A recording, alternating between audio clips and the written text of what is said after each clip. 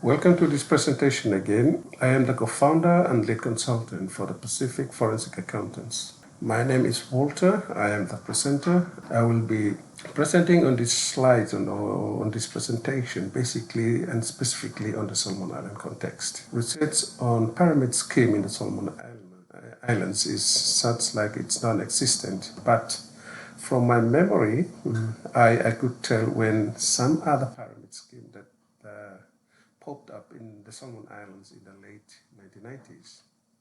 So we look at this slide. Between 1998 to 1999, there was a huge pyramid scheme called AM Creative Money Scheme. This AM Creative Money Scheme operated just only for 98, probably 97 to around 1999 or late 1998. AM Creative, it's huge and in almost like took control of the entire population within Solomon Islands, particularly those who are in the rural areas. Now, during the time between 1997 to 1999, most people, they actually walking around from office to office.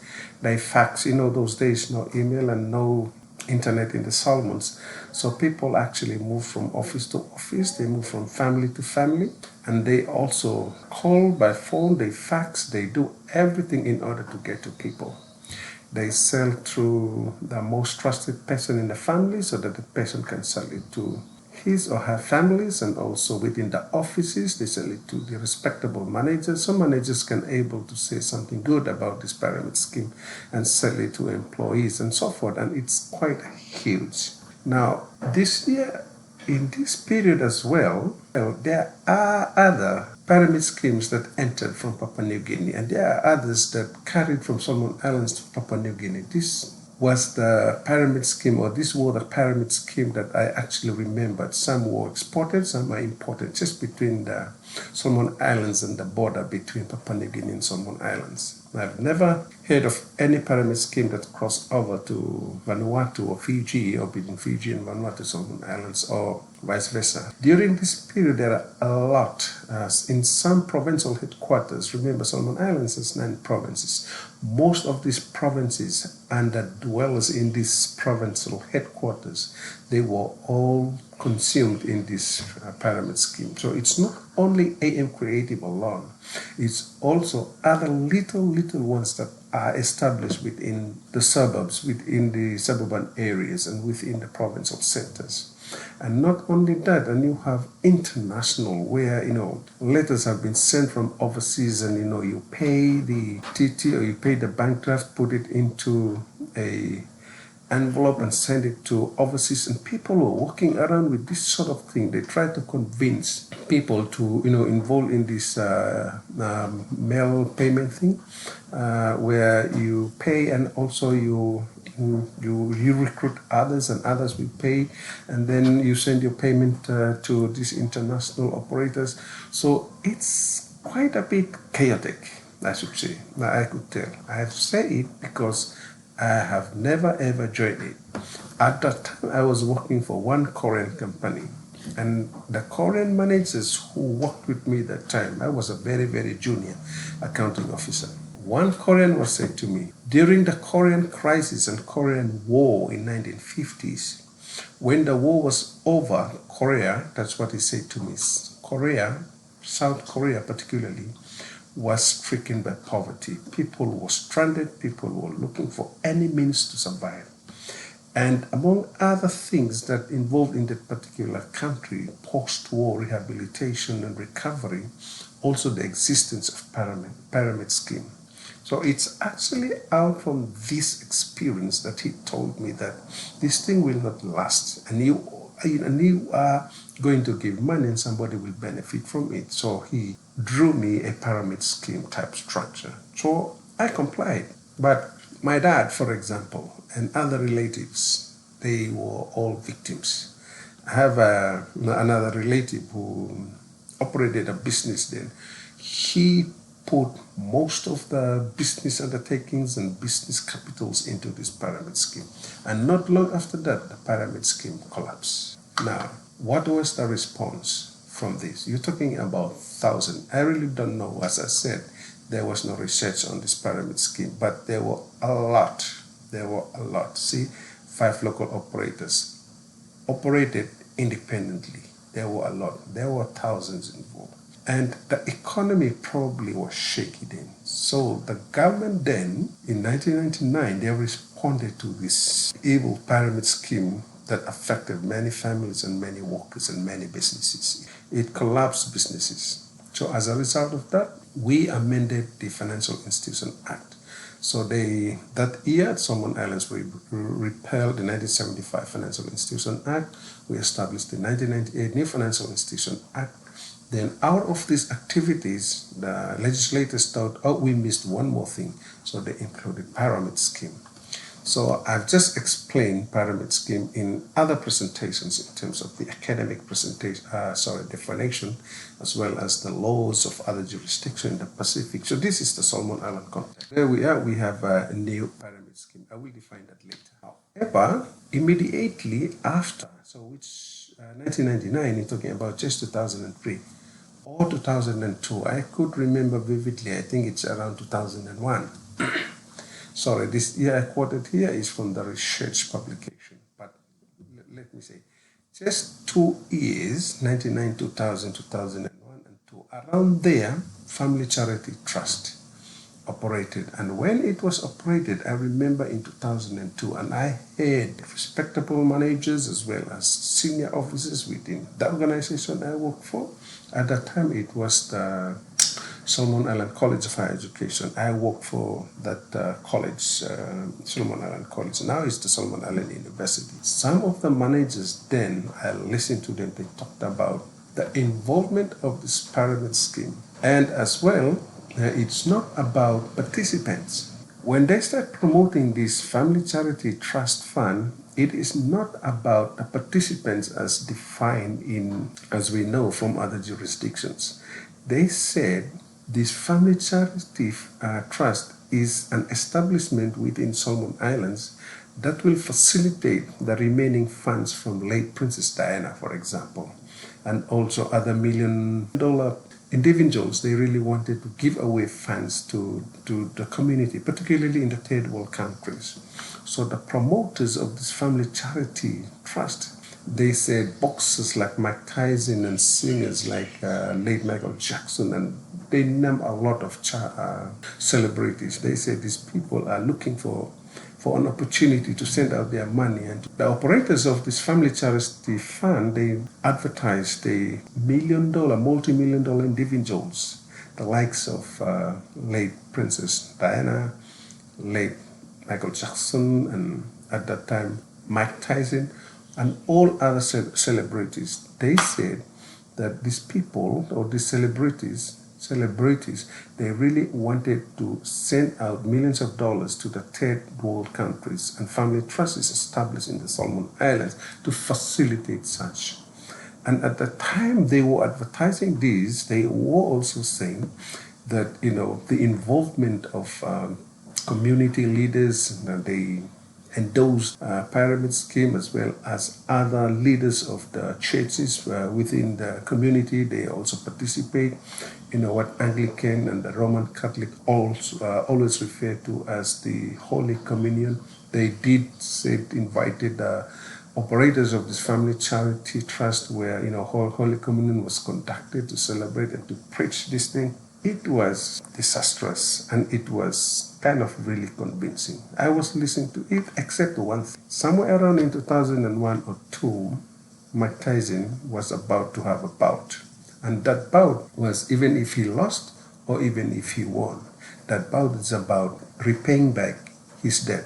So I was thinking, just common sense was telling me, how come this one already, the media already highlighted him as if he's going to win a bout or losing a bout, but still his debts are exceedingly more than the bout that he was going to fight. And you're talking about, at that time they promoted this charity fund along with Mike Tyson, for example. So that little instinct actually ran in. This is about the charity fund. I think as far as 2014, and as well as in mid-2000, probably 2006 or 7, some operators within the family charity trust, they made it to jail operating this illegal pyramid scheme. So that was the family charity trust. The other one is Ilvistruct. Ilvistruct is of Noah Musingu. Noah Musingu was an operator from Papua New Guinea, but from the Bougainville. He actually convinced the government of the day. Remember the government of the day? It was around 2003, or he almost signed a contract with the Solomon Island government. He lied to them of giving them some funds of around 350 million US dollars. That was the deal he was about to sign with the Solomon Islands government. He was practicing banking system in pyramid scheme collapse. Then he made his way to Solomon Islands. He nearly made it, but unfortunately, other legislators within Solomon Islands, they intercepted this dealing. If not, Noah Musingu would have already conned the Solomon Islands government. So it was in the paper, and it was also reflected in some of the books written by our local academics. Secondly, between 2003, there are a lot. 2003, 2014, there are a lot of money scheme. I'm just only talking about the main ones. Otherwise, there are little individual operators that are operating in the communities. One is Five Golden Dreams. Five Golden Dreams is operated in a provincial headquarters called Lata in the Temotu province. When I went there in Lata Temotu province, these Five Golden Star Dreams, nothing else, it's just a pyramid scheme, promoting their investments to the small community of around less than 5,000 community, and they sold it there. What struck me a lot with these Five Golden Dreams was that the premier then, I think he was Brown Begu at the time. He was a father of the Anglican Church. He was helping these operators to promote his Five Golden Dreams. And he took it to the church, even talked about it after the church service on Sundays. So it's a kind of convincing. So people are actually convinced. The premier was talking about it. The ministers and the members of the provincial assembly talked about it and joined it. And so it just fell onto the communities to be part of it. So at the end of the day, all of them just all hooked up into Five Golden Dreams. But I was in Lata, I witnessed this, and it was a very, very sad incident. So unlike Family Charity Trust, these Five Golden Dreams, I don't think the owners have been caught. So it's been there. There was nothing done about any prosecution of this. Well, that's 2003, 2014. And I've talked about 1997 to 1999. And why I came to talk about these things, it's because of this One Link Pacifica. Now, 2019, 2020, this is one other pyramid scheme that was registered in Solomon Islands in 2019, 2020, which I've already covered in another presentation. Now, this One Link Pacifica has also gripped the peoples between 2019 to mid of 2020. And I've already explained. And because of this thing, that's how I came about with this presentation on pyramid scheme. So let's quickly look at what's going on with this One Link Pacifica or 2019 to 20 pyramid scheme incident. So they advertise themselves posting monies on Facebook. I discussed that in the other presentation. They lure people by posting monies that they receive from the One Link Pacifica through the Facebook. They also put out their products selling of 5,500, 2,200, 500, 250 returns after 40 days period. When they initially put it out, it was 30 days, it moved to 40 days, 45, and then now, as I presented this, towards the end of 2020, this pyramid scheme already collapsed around June 2020. When the investigators about to do the investigation, or when the regulators responded with some warnings, they disagreed with the investigations and said that there was no evidence to justify whether they are doing pyramid scheme or not. Then some parts of the community, they also calling for assistance as well as investigation into this pyramid scheme, and some posted that they received 4 times already. So it's kind of really convincing that other investors said, "Oh well, but I received 4 times already. So how about you guys calling this one as illegal, or it is not a pyramid? It is a pyramid scheme, but we are earning it. I've been receiving my commission dividends for about 3 times." The other one is anti-pyramid scheme advocates have nothing to offer. So this one, it means that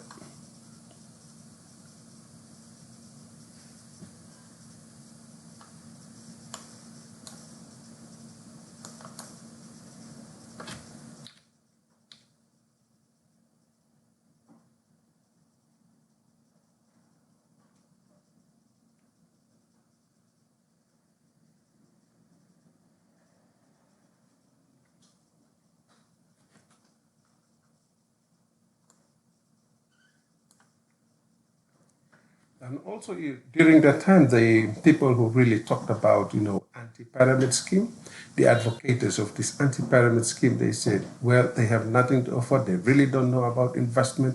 This kind of thing that's really, really convinced people. So out of this, people lost a lot of money. I think from this incident, this recent pyramid scheme that occurred in 2019 to 2020, it is approximately around 5,000 people, which can be ranged between $1 to $2 million of losses, investment losses by these participants. So anyway, that's the snapshot of 2020.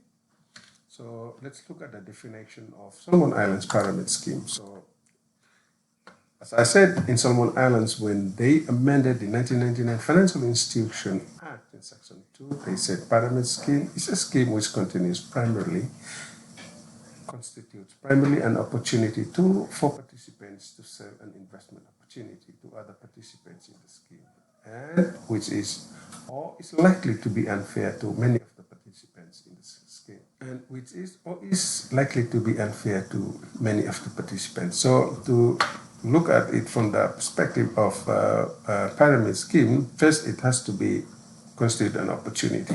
There is no formal investment opportunity, just an opportunity for these participants to be inside an investment opportunity to other participants in the scheme. So it's all about other participants in the scheme that have been part of this opportunity, and which is or is likely to be unfair. So it means that why it is unfair, because certain people will only receive the money. As soon as the more participants they join, these huge extra participants of investors will assist to pay the people who really joined earlier. So the recent ones will be the unlucky ones. So that's about this definition. So in A, it says financial rewards for many of those participants are dependent on the recruitment of additional participants. So it is just what I've just explained. And in the number of in B, the number of additional participants that must be recruited to produce reasonable financial to participants. So these are the unfair advertisement and unfair conduct of financial scheme. So to put a context of Solomon Islands, first, Solomon Islands does not learn any lesson at all, especially the people itself. If we look at the trend from 1999 to what is now happening up to 2019-20, there was no lessons at all. Actually, no one learned a lesson. From all, first, the legislators, the regulators, do not know how to intervene in these circumstances. They are actually putting out press releases. They're doing advocacy without hands-on doing investigative work to ensure that these illegal activities or purported activities are within the definition of pyramid scheme, testing whether they invested the funding of this or the capital invested by these investors across in other jurisdictions or in other investment opportunities. If this is not the case, then they should have already saved the entire participants who are victims of this pyramid scheme. Secondly, the people have not learned a lesson. Like I said in my other presentation, some people thought that countries with very high poverty rates, these people are tempted to join such pyramid scheme and so tempted to quickly join and to be participating in pyramid scheme. But as I have discussed in another presentation regarding the United States perspective based on what's happening in 1920 and 2008, based on the pyramid schemes that I have discussed, that was not the case. Even the richer, they still join pyramid scheme. Even people who really cannot afford, they also join pyramid scheme. So looking at this perspective, it's kind of a challenge to say why is it recur in countries like Solomon Islands, but it also recur in other westernized and rich countries. So I think here it's just the exercise of due diligence and the quick due diligence and intervention from the regulators. And in this way, our community and our people and our hard-earned cash and savings will be able to be saved and can be used for something else other than giving it to somebody. Thank you.